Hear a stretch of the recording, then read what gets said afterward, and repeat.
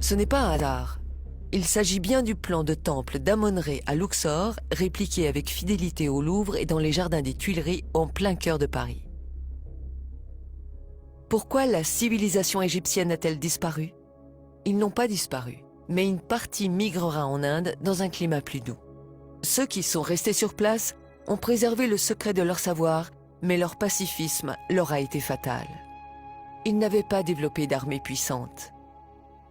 Tous ceux qui visitaient l'Égypte repartaient éblouis par le pays des Lumières.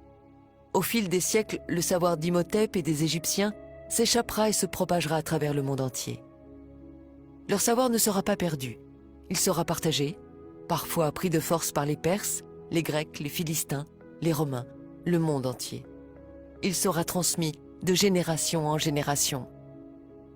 Pendant presque 3000 ans, Imhotep a été vénéré comme un dieu. Des pèlerins venaient chaque année de tous les coins du monde jusqu'en l'an 350, date à laquelle Constantin décida de convertir tout l'Empire au christianisme.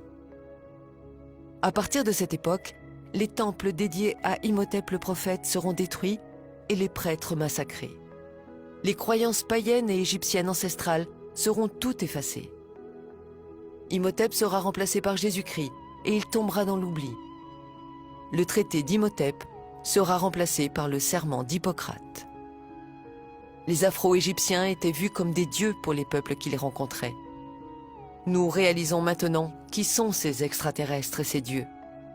C'étaient les premiers scientifiques de l'humanité, les pères de la chimie, de la physique, des mathématiques et de la géométrie.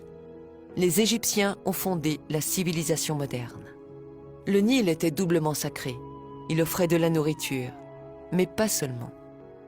Le Nil leur a donné ce qu'il y a de plus précieux au monde, le temps. Du temps, 4 mois par an pour réfléchir et observer. Du temps pour faire de la science. Qu'est-ce que la science? Quelle est la définition de la science même? La science est expérimentale, vérifiable et visible. Des milliers de livres écrits, proposant chacun une hypothèse pour écarter les Égyptiens et mettre à la place une civilisation extraterrestre, Atlante, astronautes disparus ou des esclaves, c'est de la fiction, de la fantaisie et non pas de la science. Il n'y a aucune preuve pour affirmer l'existence des extraterrestres. Sans jouer avec les mots et avec la sémantique, sans faire de philosophie, le fait de ne pas avoir de preuves scientifiques est déjà une preuve. Depuis des milliers d'années, nous sommes seuls sur la Terre et nous le resterons pour longtemps encore, seuls, face à nous-mêmes. Ces théoriciens de l'ignorance et de l'obscurantisme appartiennent désormais aux poubelles de l'histoire.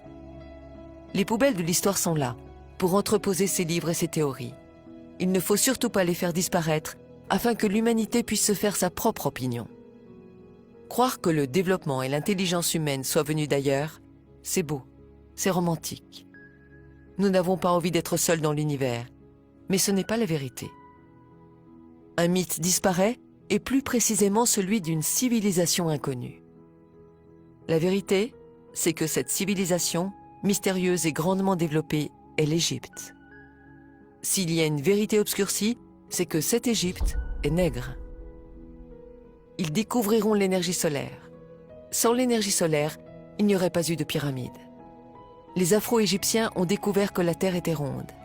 Et ils ont été les premiers à l'avoir parcourue et explorée de long en large. À chaque fois qu'une civilisation a été mise en contact avec l'Égypte, des temples ont surgi et elle a été propulsée en avant. Un mythe est né, celui de la pierre taillée. L'humanité s'est construite avec du béton et non pas avec de la pierre taillée.